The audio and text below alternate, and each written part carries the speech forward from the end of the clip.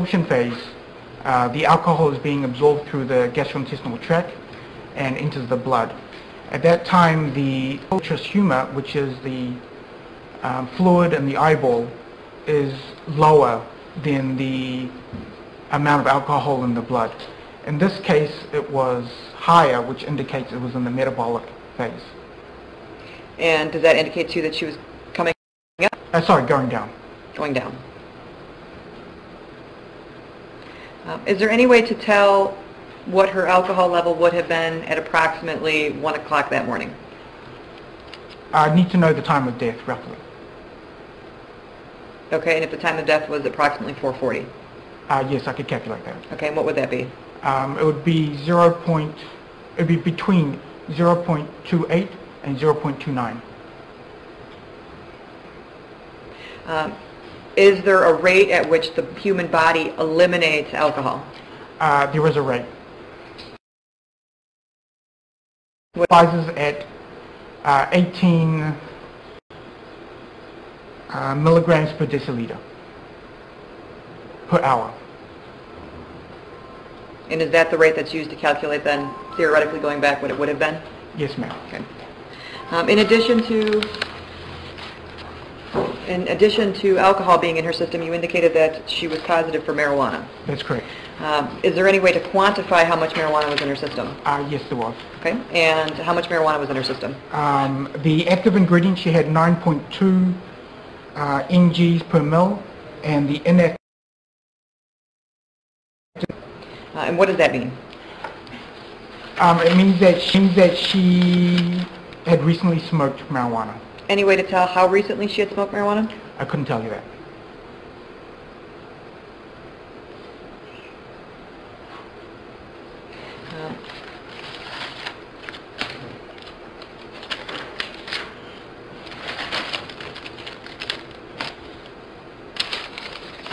In terms of a body being shot full in the face with a shotgun, is there anything you can tell us about in terms of if that body would move or how far that body would move upon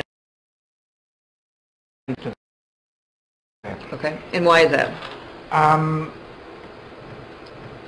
don't think enough research has been done out there to make a proper determination. Okay. In this particular case, how quickly after the impact to the face by the shotgun would death have occurred? Immediately. Any way that Ms. McBride would have been saved in the event that EMS would have been at the scene? There was no chance she would have been saved. And were you able to determine a cause of death? Yes, ma'am. What was the cause? Shotgun wound to head. And the manner of death? As a homicide.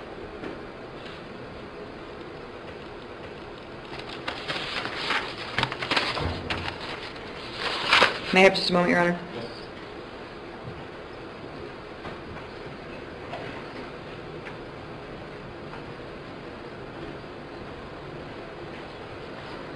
Dr. Kesha, in your autopsy, you indicated that the wound track was from front to back and from left to right. Right to left, I believe. Thank you for correcting me, right to left. Yes. The wound in terms of an angle. Meaning vertical deviation? Yes. I couldn't determine a significant vertical deviation. Okay, so what, if anything, does that tell us? She would have most likely been shot head straight on. Straight on. And you've indicated that this photograph or this sketch is done when the body is in the anatomical position? Standard anatomical position, yes. And what does that mean? It's a frame of reference doctors use. It's when the person is standing straight up, arms down the side and palms facing forward, and the head is looking straight ahead. And of either upward, downward, or anything like that? That's correct. Thank you. Thank you. I have nothing further. Thank you, Your Honor.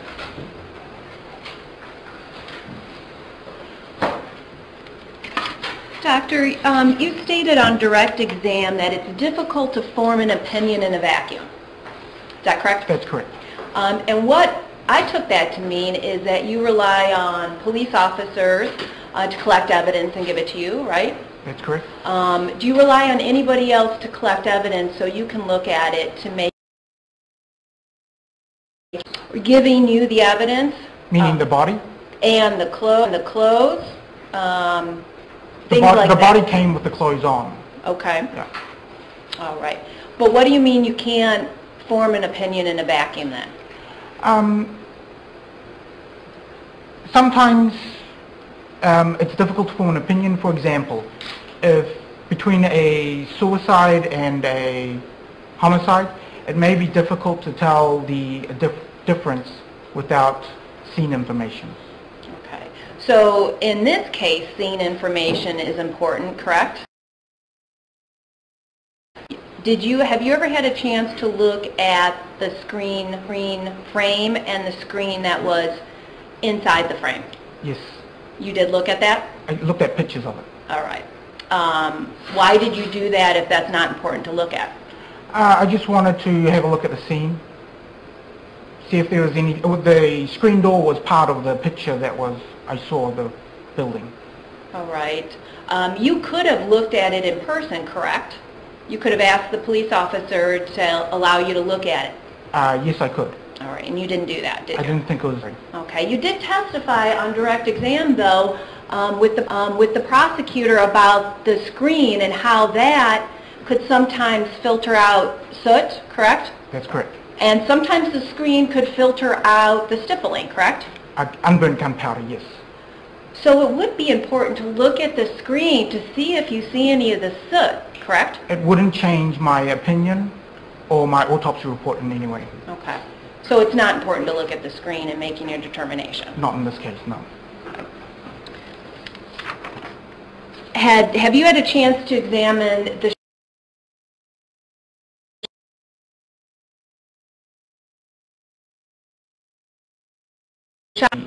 Ammunition? No, the actual shotgun itself. I never looked at it. Okay. Did you look at the ammunition that was used inside the shotgun? I looked at the projectiles recovered from the body. All right. You stated, and those are called pellets, correct? There was pellets and a plastic wad cup. All right. And ammunition with handguns and shotguns are different, isn't that right? That's correct. And in this case, with the shotgun, do you know the three types of, tell us what they are? Buckshot, birdshot, and a slugs. Okay. In this case involved buckshot, correct? Yes. Okay. Did you hesitate? I did, because the projectiles were grossly deformed. And I'm not a expert witness in the area of ballistics, so my opinion was that they were buckshots. Doesn't sound that you're 100% sure, though, are you? Like I said, I'm not an expert in ballistics. Okay. For buckshot. I'm not 100% sure. Do you know that the law enforcement collected some of the shells from Mr. Wafer's house? I don't have that scene information. Okay. Is that something you could have gotten to look at? If I needed to, yes. Okay. And then if you had collected and looked at the evidence, you could have seen if it was, in fact, buckshot, correct? Maybe. Okay. Instead, you decided that wasn't important. It wouldn't have changed my opinion or the autopsy. All right.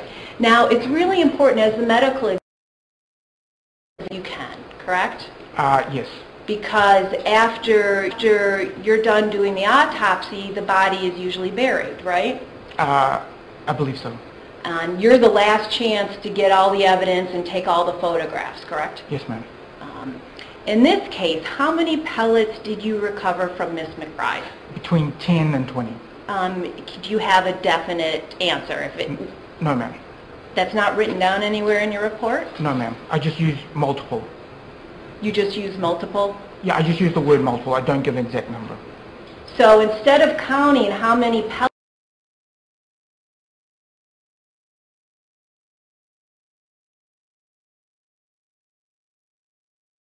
you decided just to estimate between 10 and 20? Can you rephrase the question? Instead of counting how many pellets were recovered inside of Miss McBride and putting that in your report, you just did an estimate of 10 to 20. I didn't put an estimate in my report. I just said multiple How is there any way for any of us to know now how many pellets were recovered? I did take photographs. All right. Would it refresh your memory if you looked at a photograph to see how many pellets there were? Yes, ma'am.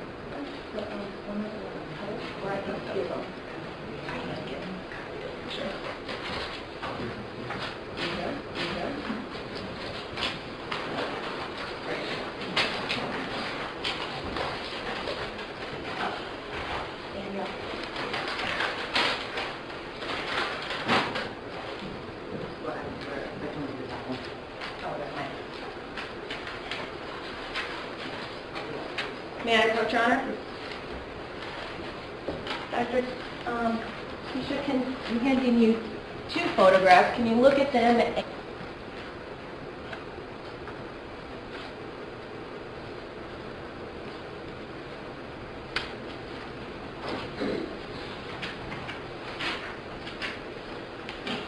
Yes.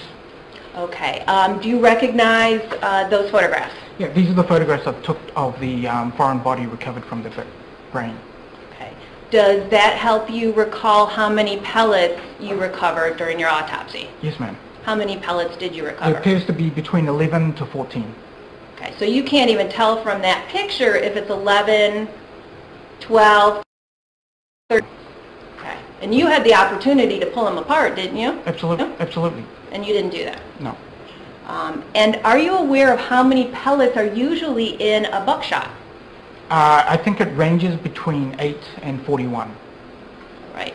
And would it be important, if you knew a type of shell and what type of buckshot was used, would you have known how many pellets should have been inside that? No. Okay. And are you sure that you recovered all of the pellets out of Miss McBride? I recovered all the pellets after a thorough examination. For a certainty today that you recovered all the pellets from Miss McBride? No. Okay. And would it be suspicious if a buckshot is supposed to have 27 pellets and you only have 11 to 14, would that be important for you to know? No. Why not? Due to the size of the wound, the pellets could have fallen out. Some of the pellets, as you can see, the pellets were grossly deformed. Some of them could have been obliterated, and it would be impossible to recover those projectiles. Also, while you're looking at that's depicted, is that it's the white material, correct? Yes, it's a plastic wad cup. Okay, can you explain to the judge what is a plastic wad cup? The plastic wad cup is the cup that holds the pellets and the filler. Right. And is that discharged from a shotgun? Yeah, that's expelled from the shotgun along with the pellets. All right. How far does wadding usually go when discharged from a shotgun? It can go as far as 50 feet. All right. And where did you find the wadding material? Okay. And how many pieces of wadding did you find? It looks like 3 pieces. I'd like to go back, Doctor, about not looking at everything in the vacuum and that you need all the information you can get. Did you know that Miss McBride was involved in a car accident on the night of her death? After the fact, yes. Okay. When did you find out that she was involved in a car accident? I can't recall, but it was after the autopsy was completed. Okay. Would that have been important information for you to have known before you had done your autopsy? No, ma'am.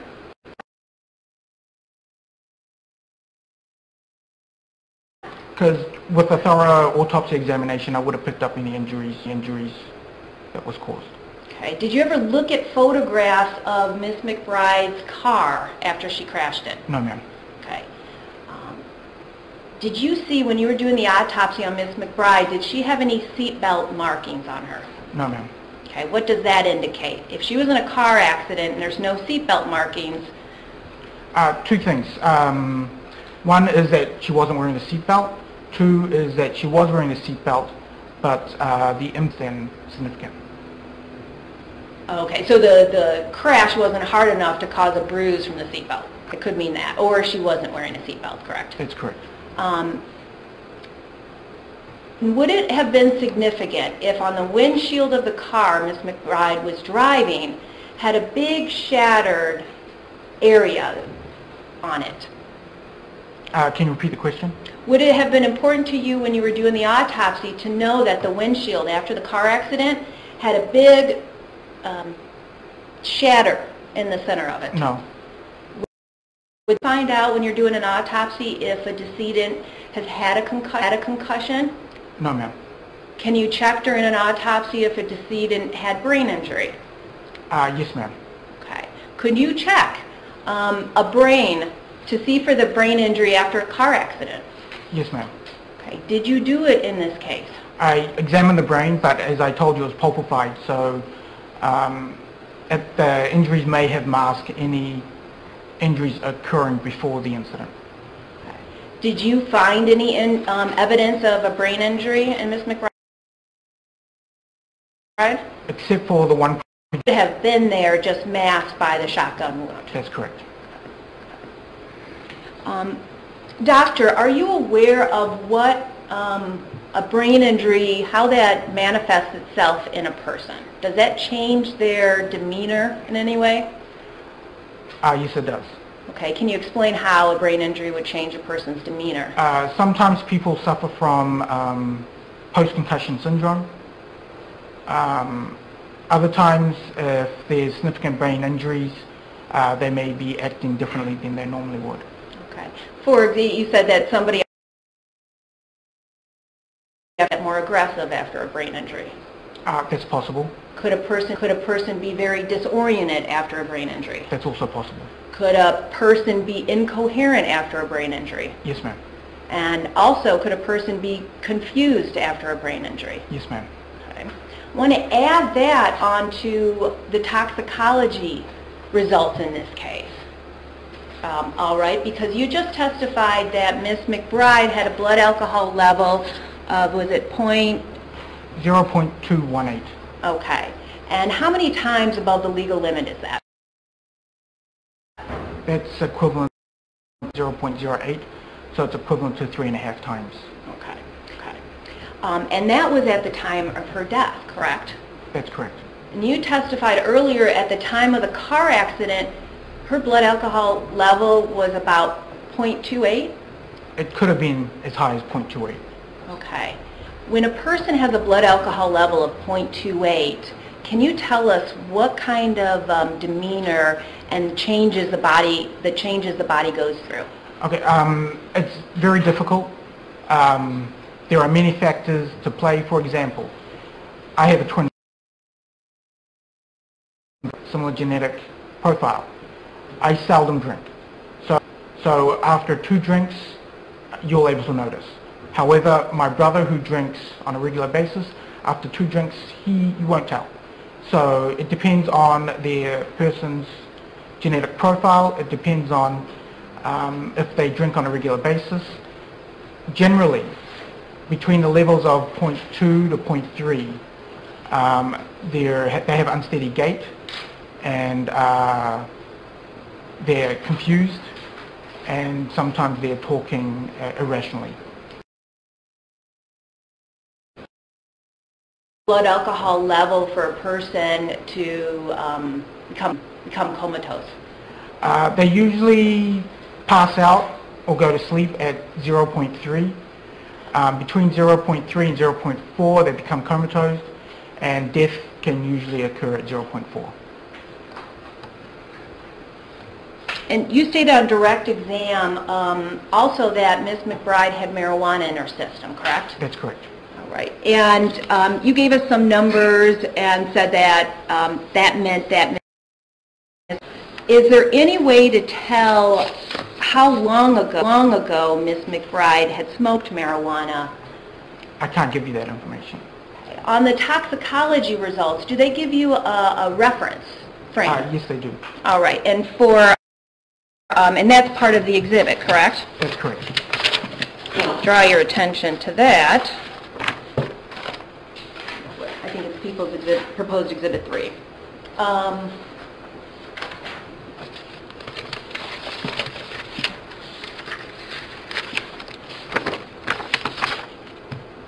On the detailed findings and the reference comments. Yes, ma'am. Do you have that one? Yes, ma'am. Yes, ma'am. You tested 2 different types for marijuana. Well, can you explain to us how there is a delta-9 THC and then a delta-9 carboxy THC? What's the difference? Sure. Delta-9 THC is the active ingredient. When you smoke marijuana, that's the first thing to appear in your system. After it goes under a certain degree of metabolism, it becomes inactive, which is the carboxy component. Okay. So Ms. McBride had the active ingredient for marijuana. That result was 9.2, correct? Yes, ma'am. And then if you look at the reference comments 3, the second paragraph under 3, it talks about the concentrations of this active ingredient in marijuana, and it states about how many hours it takes for somebody's levels to decrease, correct? Yes, ma'am. So does that mean that after 2 hours of smoking, a person's active THC is going to be less than 5 per milliliter? According to the reference they used, yes. Okay. So after 2 hours of smoking marijuana, a person's active ingredient should be less than 5 milligrams per milliliter. Can be less than 5. Okay. Since Ms. McBride's was 9.2, would that be evidence that she had smoked marijuana within the past 2 hours since her level wasn't as low? No, ma'am. And why is that? Again, it depends on your genetic profile. Depends if she smokes marijuana on a regular basis. A user will have the active component for a longer period of time than the non-chronic user. Also, it depends on her body mass. The fat cells actually absorb the marijuana and then it secretes it slowly as time goes on. So there are a lot of variables involved. Okay. But doctor, there's no doubt in your mind that Ms. McBride was under the influence of active marijuana. Yes. And that Ms. McBride was under the influence of a very high alcohol level too. Yes, ma'am. And those were both at the time of her death, correct? Correct? That's correct. And she could have also been suffering from a brain injury, correct? That's correct.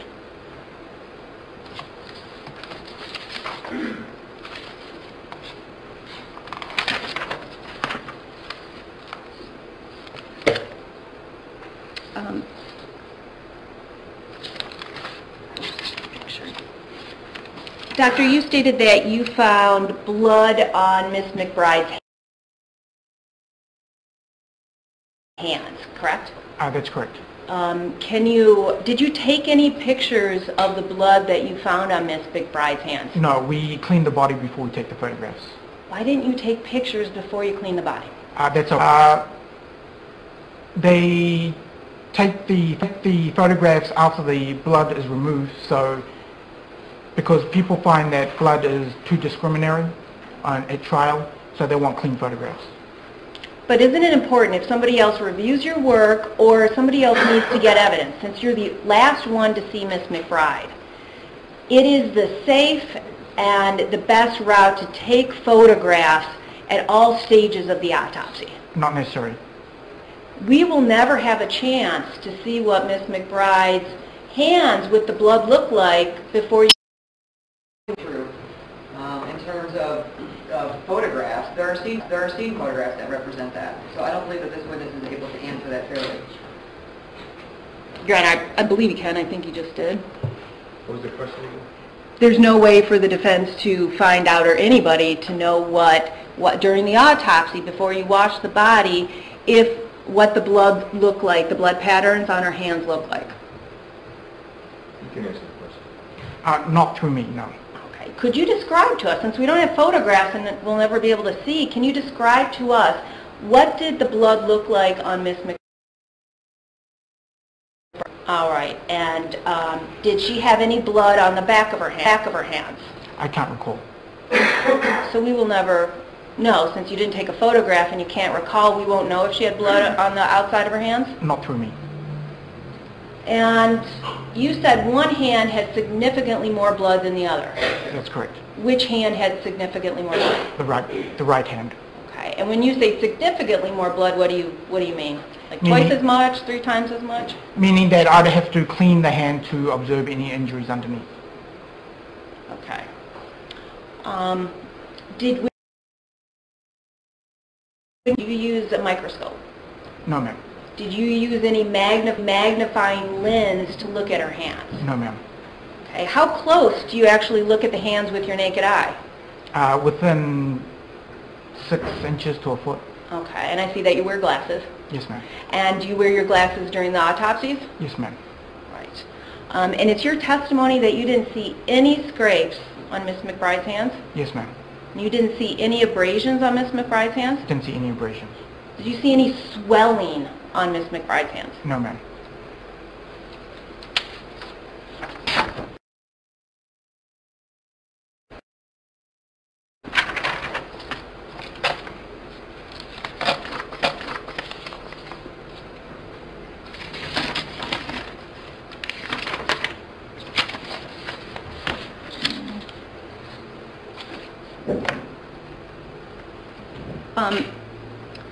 Doctor, as part of an autopsy when there's a gunshot wound, do you always make an opinion on if it's close range or not close range? Yes, ma'am. And why is that? It's part of our protocol. Right. And be 4 different distances. There's contact, there's near contact, there's intermediate, and there's distant firing. Some people have classified it that way. Okay, how do you classify it? I classify it as contact, close range, and where you can't tell. Okay. So if it's not close range, you can't tell how far it is? That's true. Okay. And for close range, did you testify, in your opinion, it's 3 feet or less? Is that what?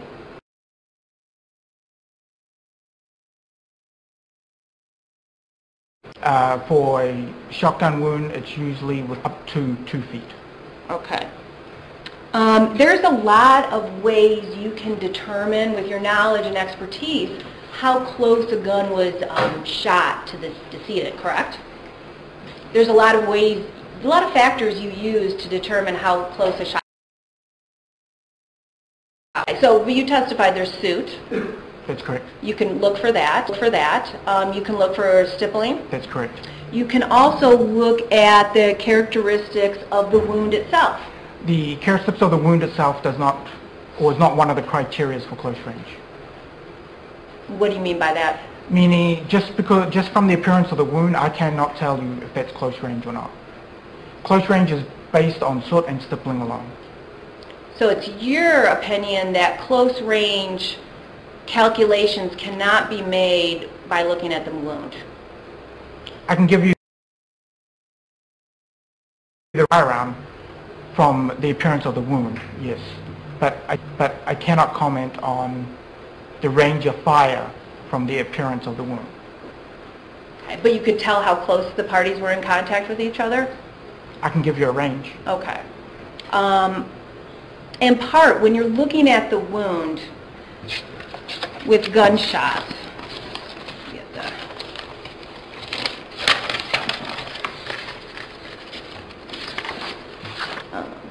right here. Doctor, the exhibit, the drawing you did, and the area on Miss McBride, that was the shotgun wound, correct? That's correct. And you have the shotgun wound all the way from the left eye all the way down to the bridge of the nose, kind of almost on the top of the whole mouth, correct? That's correct. Did you ever stitch up this wound? No. Why not? It's not our protocol. Do you know, would you agree that protocol and standards to look at a gunshot wound require somebody to stitch the wound back up? No, you can reapproximate the wound without stitching it. Some institutions use super glue, so you don't need to stitch the wound. Did you use super glue in this case? No, ma'am, I just reapproximated. And what do you mean by reapproximating? Meaning I put the wound together physically. Why didn't you go the extra step and either use super glue or stitch it up? I didn't believe it was necessary. Okay. And a lot of times when you stitch a wound back up, isn't it true that you can see where the actual shotgun wound is? You can see that with reapproximation as well.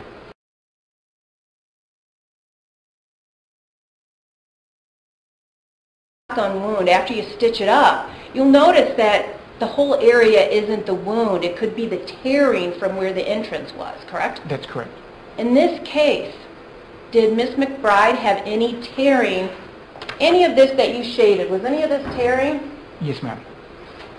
But you didn't testify on direct about that. You said the whole area was the shotgun wound. There were minor tears. I did give the dimension of the wound itself in the report. Correct, but how do we know based on this what part was tearing and what part was the wound?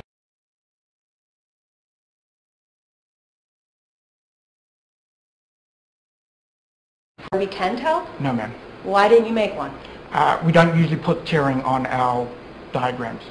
Tearing is so important. Only with contact. So it's your opinion only if it was contact, near contact, then you stitch it up and that's important. Other than that, it's not? No, I still wouldn't stitch it up. Okay.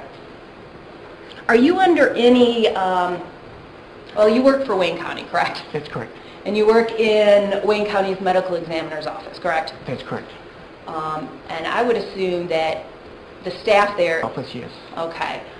Is there a lot of pressure to get the autopsies done and completed for the prosecutor's office? No, ma'am. We can adjourn the cases if we feel that we couldn't do an adequate job for the following day and continue the cases then. Okay. But it sounds like it's your decision when you're doing the autopsy what extra steps to take and what not to take. Yes.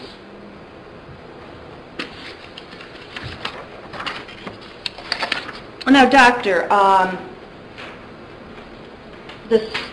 like to talk about the soot on a person's skin. Depending on the type of soot used, black, gray, or even white. Okay.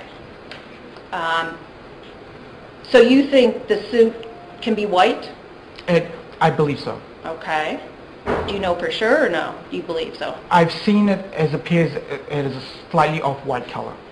Okay. And gunpowder, what color is that when it's on a person's skin? I'm sorry, I'm mixing up gunpowder from soot. Soot is black.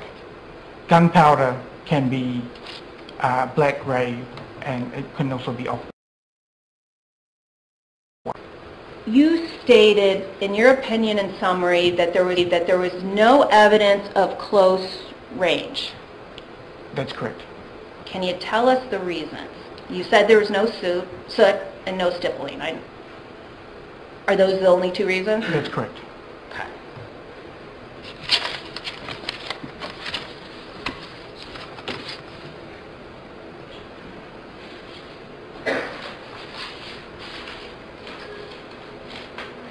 Just 1 minute, Your Honor.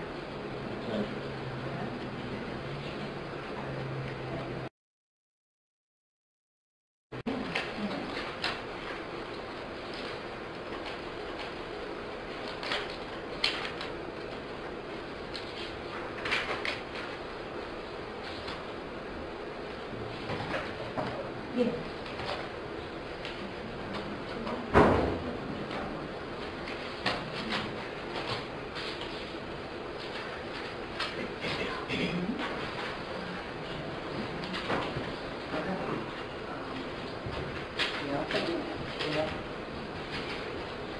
May I approach, Your Honor?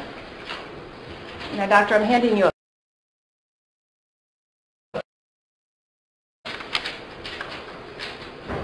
And can you tell us what that is a picture of? That's the picture of the decedent's face. All right.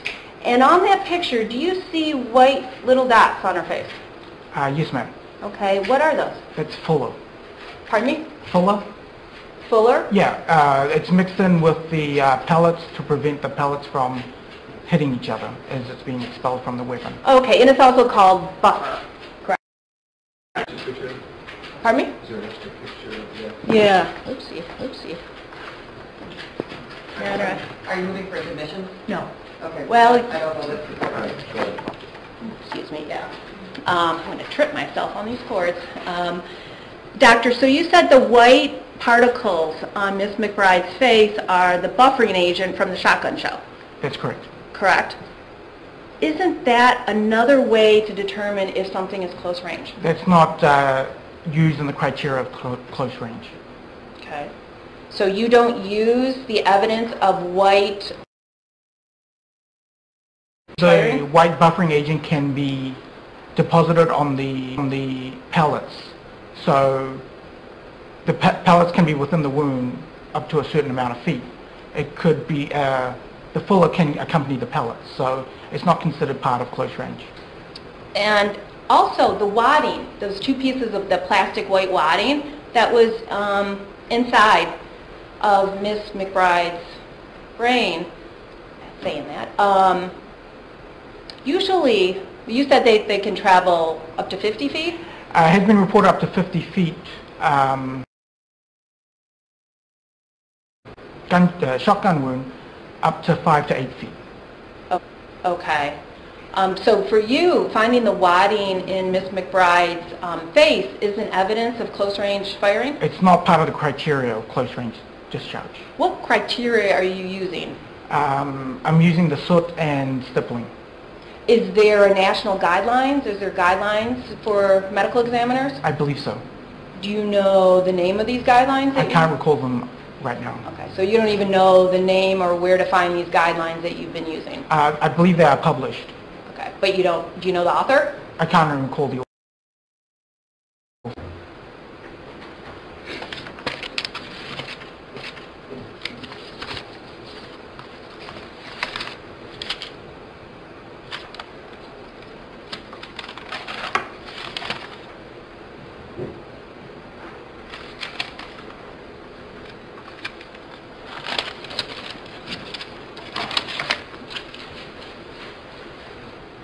Nothing further, Your Honor. Thank you. Dr. Gunshot, do you have any way of knowing how Renisha McBride would react when she was drunk? I have no, because I wasn't there. And what about how Renisha would act if she was high on marijuana? Again, I wasn't there. I wouldn't know how she would react. You told us that the injuries that were caused to Ms. McBride's face from the shotgun wound, not a gunshot wound, from a shotgun wound, were significant. Yes, ma'am. If she had bumped her head on this windshield of her vehicle and she had suffered perhaps a broken nose or a bruised forehead, would you have been able to see that? The wounds would have masked those injuries. Because the shotgun wounds were so severe, it would cover any evidence of injury that she would have suffered. That's correct. Is it fair of her hands or therefore anywhere else on her body? Yes, ma'am. That's correct. So if there would have been blood at the scene of the car accident, it would have had to have come from someplace that the injury from the shotgun would be masked. That's correct. In this particular case, I believe you told us that her brain was Pulpified. pulpified. What does that mean? It means that the injuries are so severe that I couldn't even reconstruct the brain. And those would have been injuries from the shotgun blast. That's correct. Was her consumption of alcohol or marijuana at all contributory toward her cause or manner of death? Objection, Your Honor. I'll withdraw. Thank you. You indicated that there are certain things that can affect the level of marijuana within her system. That's correct. Some of those factors you indicated were how frequently she would smoke marijuana, That's correct. her genetic makeup. That's correct. Is there any way of knowing how soon before she died she consumed marijuana? No, ma'am. You indicated that you did not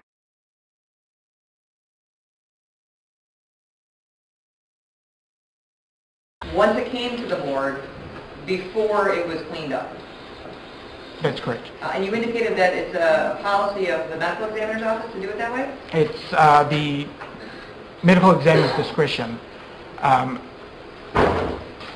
not required to take photographs as the body comes into the morgue. Okay. But the morgue does in fact take photographs? take ID photographs for identification for family. Okay. That's before we clean the body. Okay. And then after the body is cleaned, photographs are taken? Yes, ma'am. And you indicated that something about the bloody photographs are inflammatory? That's correct. If there were photographs that were taken of Ms. McBride scene, where she laid after she had been shot, would those show the injuries to her body? It may show the injuries to her body. And would that show the blood on her hands? That may show the blood on her hands. You indicated that you did not stitch or glue this wound back together, is that right? That's correct. And you indicated that that was because a reapproximation did the trick in this case. That's one of the reasons. The other reason is that the stitching like to stitch. Okay. And when you say modify the wound, what do you mean? During the stitching process, I've got to puncture holes into the skin. I may tear some of the skin while I'm doing that. So for that reason, I don't stitch. Stitching it back together can actually cause more injury to the face. That's not part of the actual injury from the shotgun. That's correct. Can you tell us what the dimensions of the wound were on Ms. McBride's face? Yes, 3.5 by 2 inches. And in this particular case, you were, in fact, defense counsel showed you a photograph of the wound. Is that right?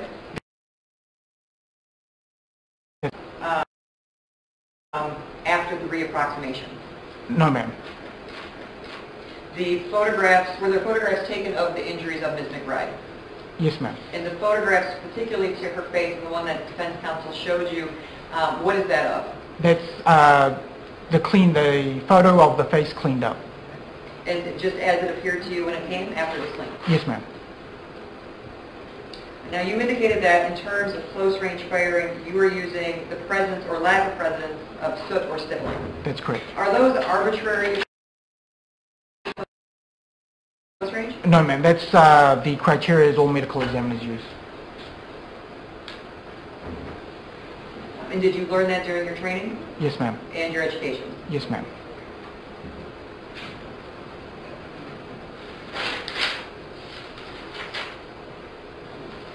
You indicated that a person could become aggressive, disoriented, incoherent, or confused if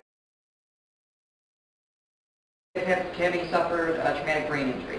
That's correct. Couldn't they also be quiet, withdrawn, and huddling to themselves? Absolutely.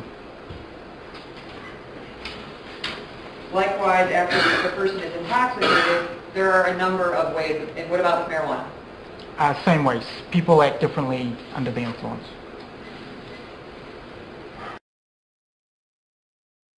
In terms of whether or not alcohol or marijuana contributed to your cause and manner of death in this case. I don't believe I got an answer to that question. It didn't contribute. Thank you. Thank you. I have nothing further. Thank you. So, Doctor, the reconstruction you did of the wound, you didn't take any photographs of. No, ma'am. So there's no way for any of us to see that. No, ma'am. With the cleaning, what body? Just water. Okay. And what do you use? Use a rag? Yes, ma'am. And would it be fair to say that when you clean the body, you can also take off soot and stippling? You cannot remove stippling. It's a injury caused on the decedent. You can wash off soot. However, I inspect the wound before it is cleaned to examine any soot. I'm sorry, to examine any what? Before I wash the decedent, I examine the wound to exclude or preclude any evidence of soot. Okay. But there's no way for any of us to look. That's correct. Nothing further, John. Okay, you may step down. Thank you, sir. Call the next witness.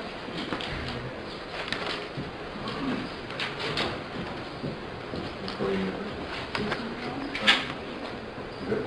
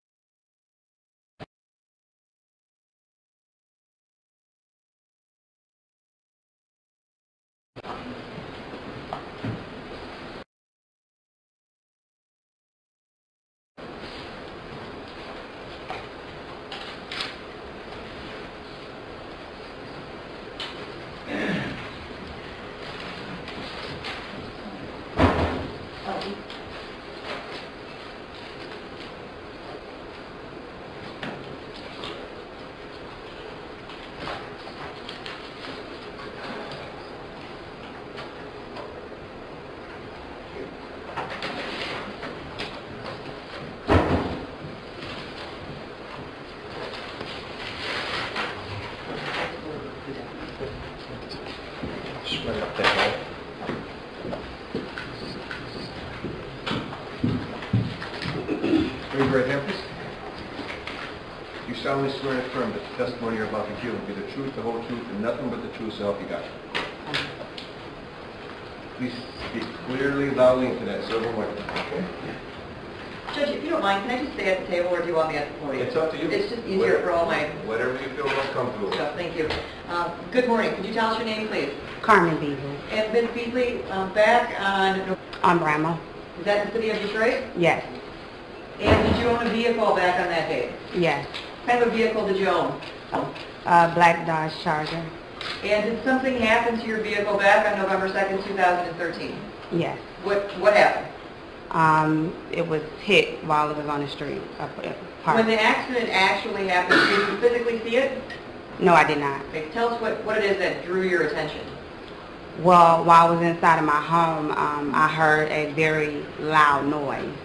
When you heard that noise, what did you do? I just immediately grabbed the phone. I knew if something had happened. I didn't know exactly what happened. Looked outside. Were you awake at that time of the evening? Yes, I was. Do you recall approximately what time it was? Around 1 o'clock a.m. Okay. And you indicated that you called 911. Yes. Okay. And did you speak with the 911 operator? I did. And do you recall what you said to the 911 operator? Yes. Vaguely. I know I did say there's been an accident. I don't know as far as like who all was involved or anything, because at that point I hadn't even went outside to assess the situation. When you're on the phone with 911, can you look at 911 what you're seeing outside? Yes. At this time I move for the admission of People's Proposed Exhibit number 6.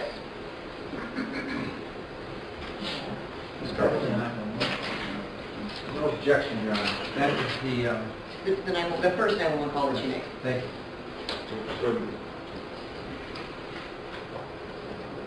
I'm going to play it, have you listen to it, and then I'm going to ask you some questions about it, okay? Okay.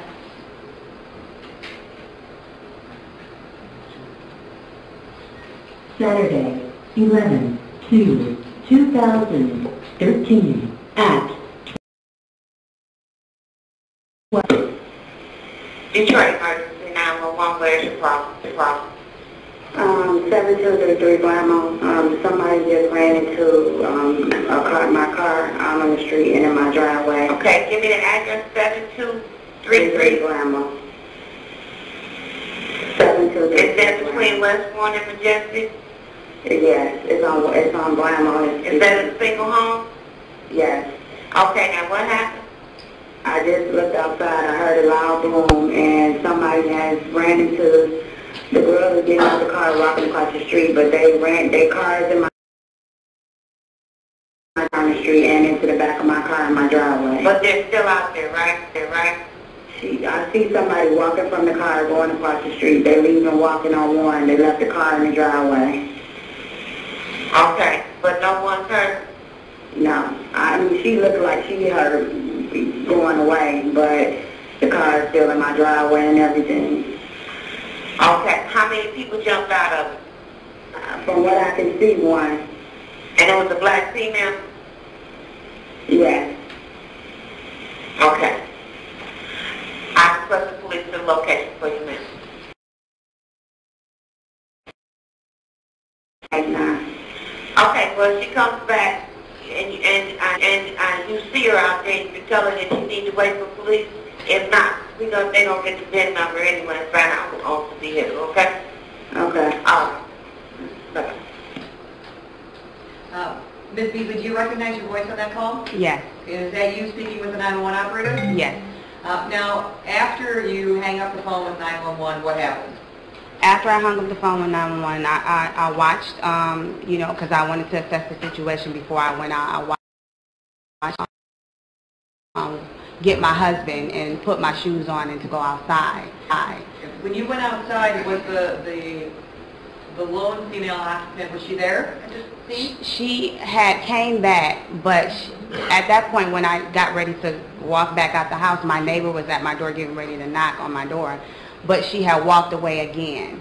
So she walked away like holding her head, like just holding her head, walking away. Not running away or anything, but she walked through an alley.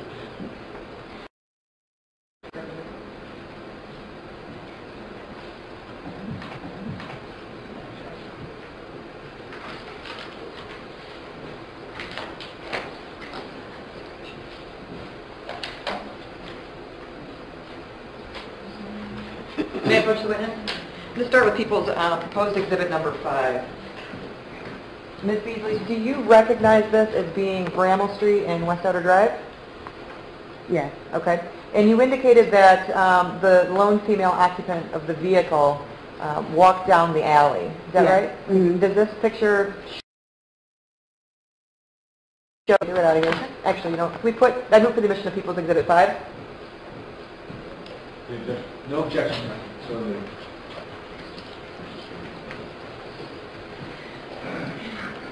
Okay. Tell us what we're looking at here, ma'am. Well, What is this street right here? This street right here. Is that Warren. That's okay. And this street here, is that Bramall? that's Bramall. Okay. Can you see where your house is on this, in this photograph? Yes. Okay. Which house is yours? The second from the right. I mean, the second from the left. I'm sorry. Okay. So it would be this White House? Yes. Okay. That's this one here? No. Here, I'm going to give it to you. You show her. Make it go on easier. It's that button right there.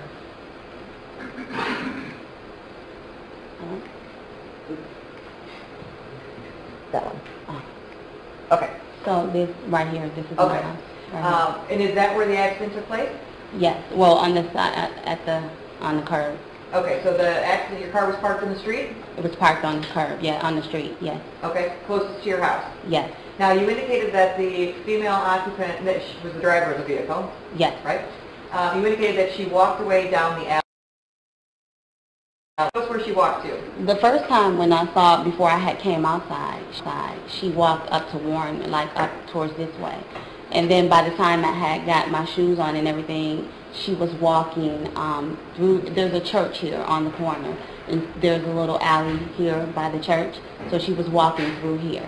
Okay. Can you actually get through the alley out to the other street if you go down that alley by the church? That I don't know, I don't think so, but she eventually came back across the street and came, and that's when I was able to talk with her. Okay, I have that. Thank you.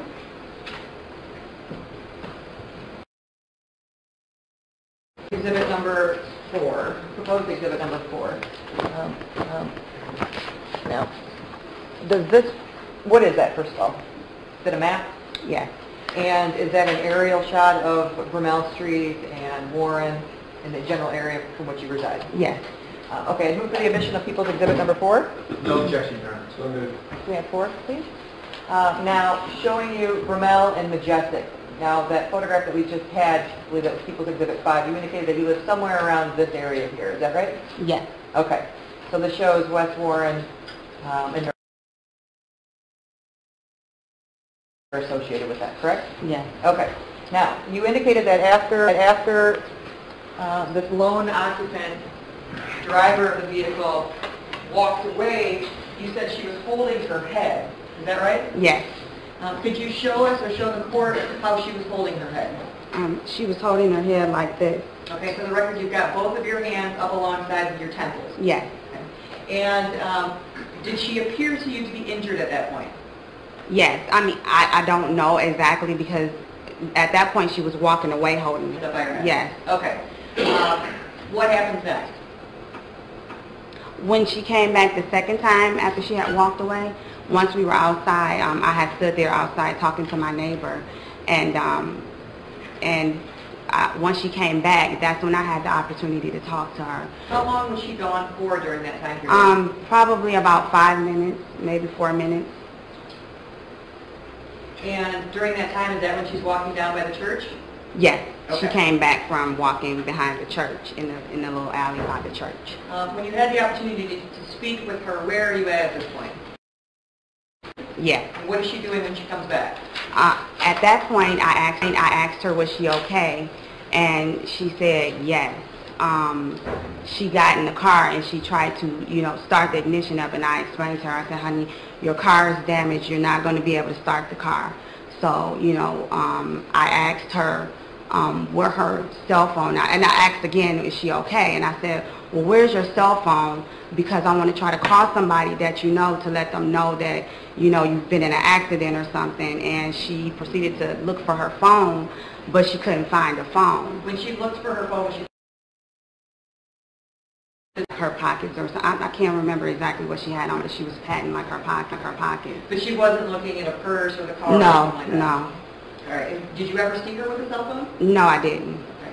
Okay. Does she indicate to you where she wants to go? She did. She just kept saying she wanted to go home. And I said, I wanted to try to get her home, you know, safely. And then at that point, I saw blood on her hand. So then at that point, I said, you know, you are hurt. So let me try to call. I asked her, did she know the phone number of anyone that I could call so that I could let them know that she had been in an accident, so that someone would know where she was, because I know at that point that no one knew she had been in an accident or even where she was. So she, I said, I saw blood on her hand. I said, you're hurt. Let me call the ambulance. I want you to sit down and let me call the ambulance. And she said, sit down where? I said, well, sit down here inside of the car. And did she actually sit down inside the car? She did. Okay, was she sitting in the driver's seat, passenger seat, front seat, back seat? The driver's seat. Okay. At that point, were you able to make any observations of the inside of that vehicle? I didn't know. At that point, I was just concerned about her being... The airbag deployed? Yes, it was. That I did notice with the smell along with it. Okay, so the airbag deploying had some kind of odor associated Yes. with it? Was it a good odor or a bad odor? A bad odor. Okay. And did you, in fact, call 911 a second time? I did. And do you recall what you said to 911 the second time? I needed an ambulance to come because I didn't notice, I didn't know how hurt she was. So I wanted, you know, her to be examined, for someone to come, because I didn't want to be too intrusive on, you know, trying to find out how. At this point, Judge, I move for the admission of People's Proposed Exhibit Number 7, the second 911 call by Beasley. No objection, Your Honor. So moved. Saturday, 11/2/2013 at 1:20 a.m. Detroit emergency. Okay, what's this for the transfer? 911, where's the problem? Yes, I think I just spoke with you about the accident out here. Where? On 7233 Brown. 7223, hold on a moment. No, 7233 Brown. Okay, what's going on? Yeah, the young lady's out here bleeding. Okay, one moment.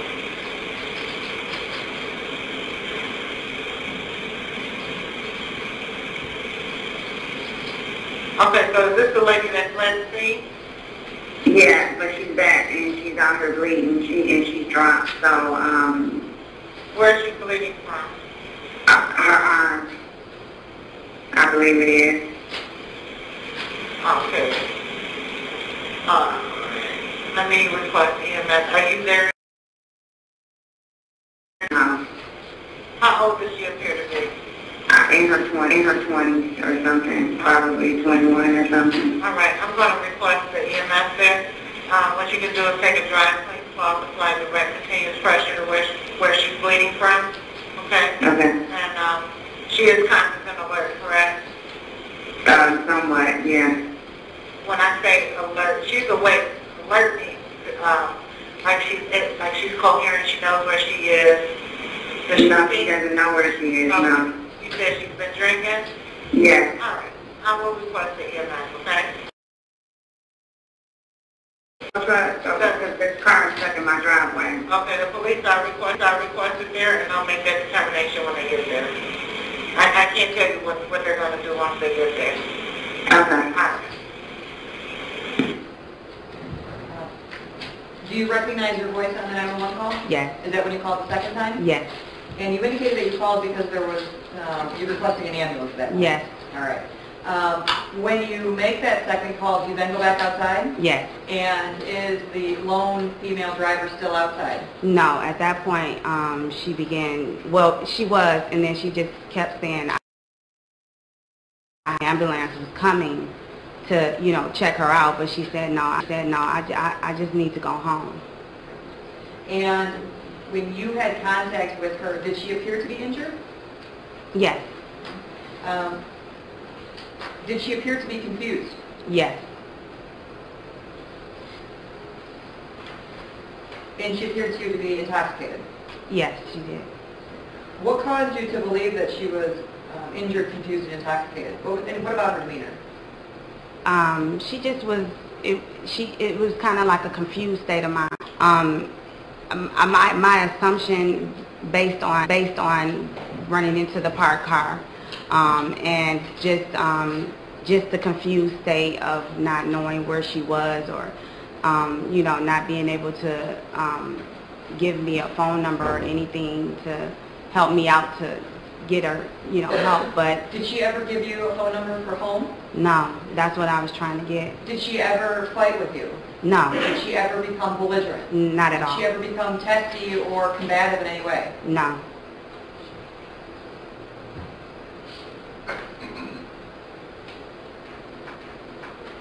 Did you have damage to your vehicle? Yes. I'm going to show you what's been marked as people's proposed exhibits 8, 9, and 10. No objections to 8, 9, or 10. So moved. Starting with people's exhibit number 8. Can you tell me what that is? A picture of her car in the driveway. Okay. Is that the driveway at your house? Yes. Okay. And showing you people's exhibit number 9. What is that? The damage that was caused as it related to this evening? Yes. Okay. Okay. And that would be the front passenger side primarily? Yes. Okay. I'm sorry, that was damage to your car? No, this is damage to her car. Her car. I'm going to direct your attention to this up here. Can you tell us what that is up there? Were you able to see that up there? What? That light? This area right here. It looks like it's on the windshield. Do you recall seeing that the night of the accident? No, I don't. Okay. So you can't tell us what that is? I can't. Okay. Showing you people's exhibit number 10. Now is that? Yes. What is that? This is my husband's car. The damage. And showing this area here, is that the curb? Yes. So the vehicle was pushed up onto the, almost looks like into the grassy area? Yes. Okay, and I presume that that's not how you parked the car that evening? No. The car would have been parked back in this general area? Yes. Okay, so then the accident with the white vehicle pushed the vehicle up here onto the grass? Yes. Okay. Thank you. Did the what time the police got there? I don't. Do you know how long after this lone female occupant of the vehicle left that the police actually got there? From the time I called until the time that they arrived, I believe it took about 30 minutes, maybe approximately 30 minutes. And that was Excuse me, Your Honor. Could we have clarification about which call she I'm just referred getting to? ready to I'm sorry, thank you. that would have been 30 minutes after the second call or after the first call? You made the first call at 12:55, and then you called for the ambulance at 1:20.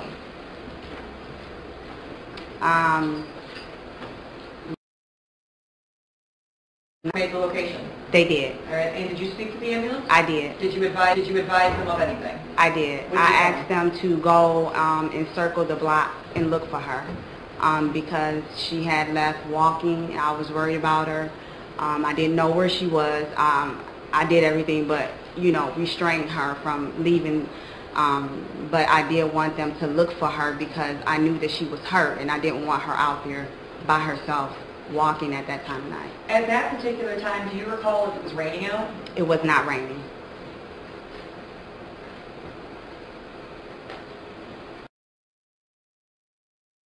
Did the police come? Police came first. And then the ambulance came? Yes. And was that white vehicle towed from the scene? Yes, it was. And was your vehicle towed as well? Yes. No, my vehicle was not towed that night. Okay, it stayed there? Yes. And at some point later, did you have it? That morning I had my vehicle towed.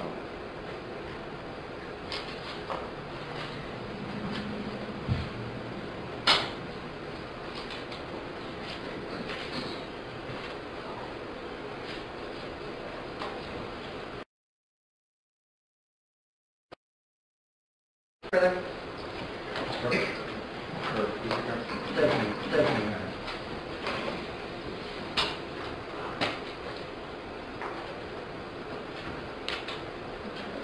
Good morning, Ms. Beasley. Good morning. My name is Matt Carpenter. I represent Mr. Wafer. This isn't about him. This is just about the car accident that you were witness to. Okay. How soon did you look out the window after the crash? I went directly for the phone first. So right after I got the phone, I went to let 911 know what I saw. Do you have any idea how long this was? 30 seconds, a minute, until you found the phone? 30 seconds maybe. Okay. You said that you didn't see any other occupants of the car, right? I did not. Okay.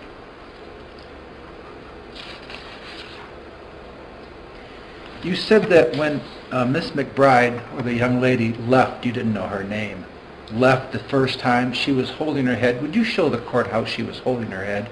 She was doing this. Both hands? Both hands. On side of her head? Yes. Okay. Excuse me.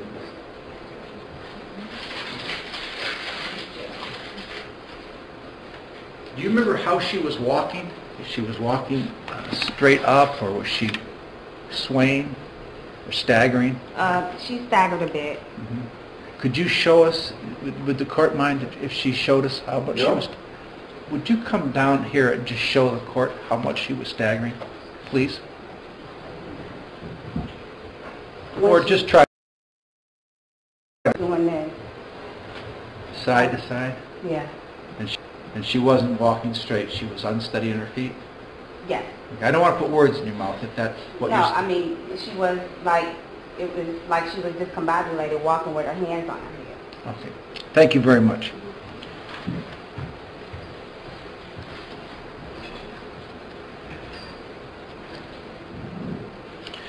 Did you say in your direct examination with Ms. Clark that you were frightened to go outside at first, or a little afraid to go out that time of night first?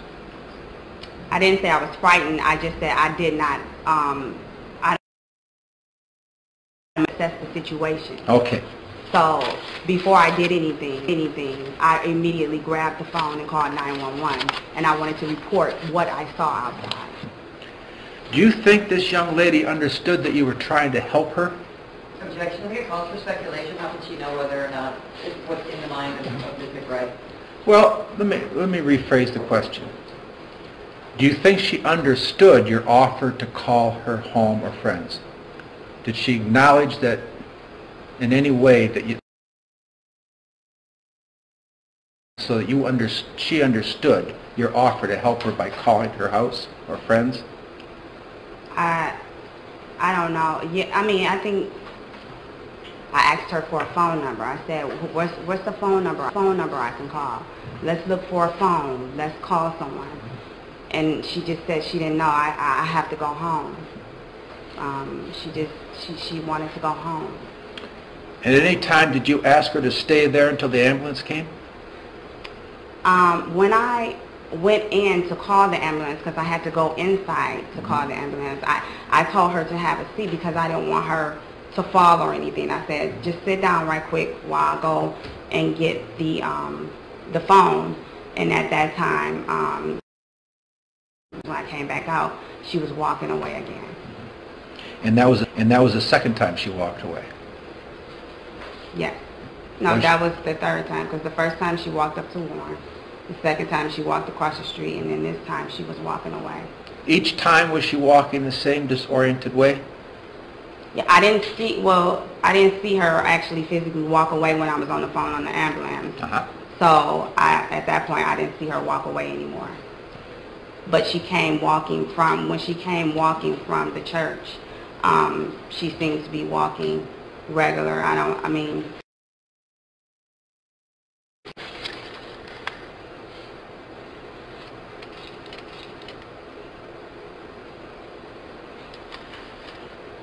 One second.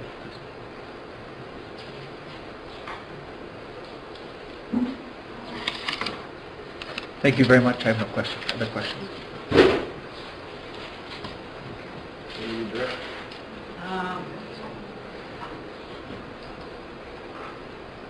When you spoke to her, did she appear to be calm?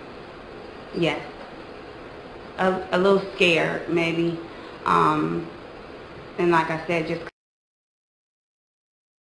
You called 911 before you opened the door? yes, And then after you called 911, that's when you opened up the door and you went outside?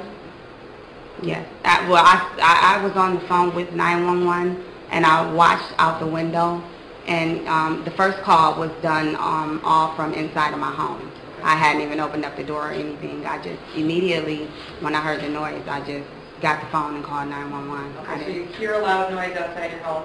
Yes. And you called 911? Yes. Yes. And then you put your shoes on and you go outside? Yes. And at that and at the time, you did not know who this person was, is that No. right? Have you since learned who this person was? Yes. Okay. Have you seen news media coverage of this case? Yes. And is that how you know who this person was? Yes. And are you sure that the person that you had contact with that night was Venetia McBride? Yes. Based on what? Based on the photographs, and that's basically it. Okay. And that's the person that you had the contact with? Yes, and when the detectives came to verify, the detective came and told me that in fact was Venetia McBride that was in the accident. Okay.